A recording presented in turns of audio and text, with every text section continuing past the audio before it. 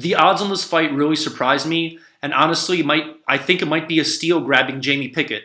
First of all, looking at the weigh-ins, Jamie Pickett looks to be in way better shape. Again, that's not a great indication of things. He is a UFC veteran.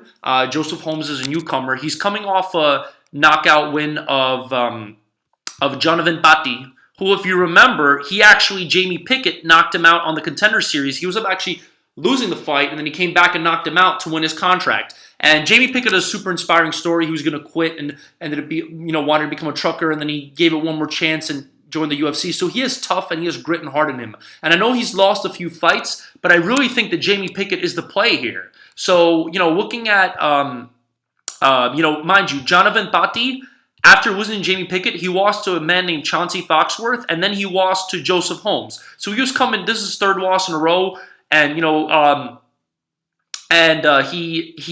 looks like he put him away pretty easily in the first round. I didn't get to watch that fight, but looking at first round knockout. So he did also looks like he had a win on the Contender Series against Shante Barnes.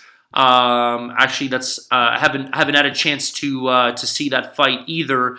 Looking at Shante Barnes here now. Again, I just think that a lot of times with these fights, it's hard to know with these UFC newcomers, and they're making a lot of changes. But if you look at the caliber of competition that Jamie Pickett has fought, his mentality, his comeback, his ability to come back. So he lost to Tafon Nuchwuki against.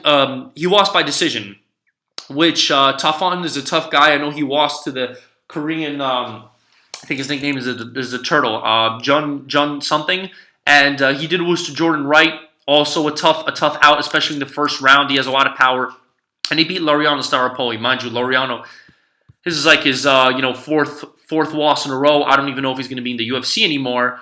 But I just think that with these unknowns going on, I do think the fact, and plus the fact that Jamie's way more fit, I think it might be worth grabbing Jamie at plus 135.